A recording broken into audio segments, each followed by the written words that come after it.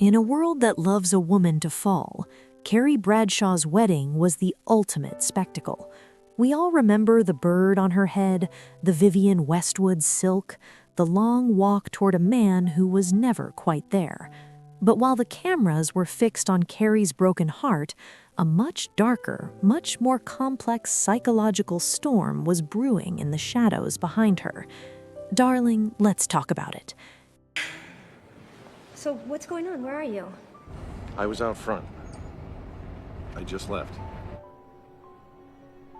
Hey love, it's Sana, and welcome back. Today, we aren't just talking about the runaway bride. We're talking about the three women who had to carry the debris of her collapse. Because while Carrie was the chaos, her friends were the consequence. And their anxiety? It tells us everything about the price of feminine loyalty. Carrie's anxiety was loud. It was a scream in the middle of a New York street. It was the physical manifestation of a woman who ignored every red flag for 10 years and finally hit the wall. It's the kind of anxiety that demands attention. But once the bouquet was thrown at Big's face, Carrie's job was done. She became the victim. The real work, the silent, bone-crushing anxiety, shifted to the women standing in the background. Oh my God.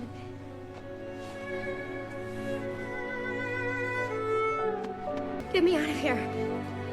Get me out of here! Go, go, go, go. Let's go deeper into their psychological states before we rank them.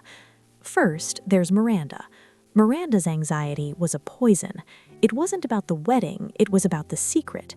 She was the one who whispered the doubt into Big's ear the night before. Imagine the weight of that.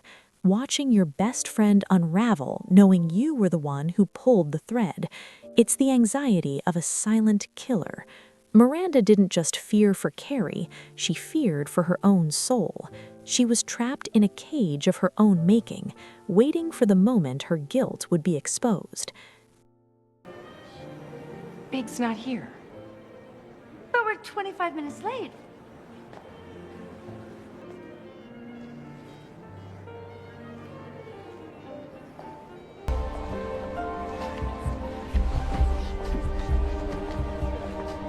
Then we have Charlotte. For Charlotte, this wasn't just a canceled party, it was a spiritual assassination. Charlotte is the keeper of the happily ever after myth. When Big didn't show up, Charlotte's entire worldview cracked. Her anxiety was existential. If the perfect couple can fail at the altar, then no one is safe. She wasn't just crying for Carrie, she was crying for the death of her own faith in the universe. I'm sorry, Carrie. Come on. Carrie, wait, I'm sorry. Carrie, No! And finally, Samantha.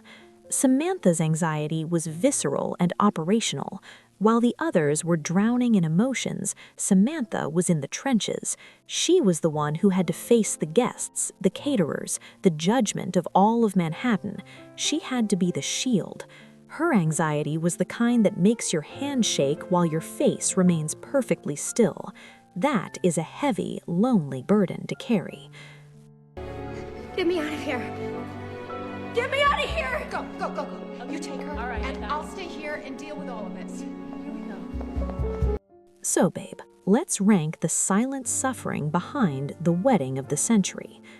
Third, Charlotte York, the death of the dream. Charlotte takes the third spot. Her anxiety was profound, but it was self-inflicted by her own perfectionism. She suffered because she refused to see Big for who he actually was, a ghost. Her pain was the loss of a fantasy. It's a soft, romantic kind of anxiety, but it's the least heavy because it was based on an illusion she chose to believe. Number 2, Miranda Hobbs, the prison of guilt. The runner-up is Miranda.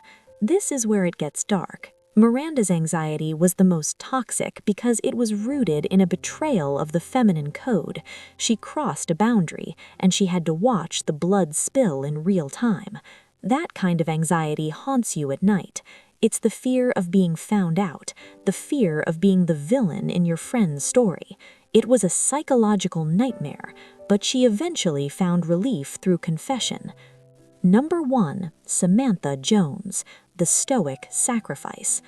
The most powerful, most anxious, and most respected woman in that room, it was Samantha. She takes the number 1 spot because her anxiety was selfless. Samantha doesn't even believe in marriage, yet she worked the hardest to protect it. She stood in the gap between Carrie and a humiliating public scandal. She absorbed the shock of 100 disappointed guests so Carrie didn't have to. That is the definition of soft power. To be the one who holds the world together while your own heart is breaking for your friend. Samantha wore the couture, but Samantha wore the responsibility. If this is resonating with you, pause and subscribe. We don't do fluff here. We look at the skeletons in the closet of high society. Tell me in the comments, who did you feel for the most?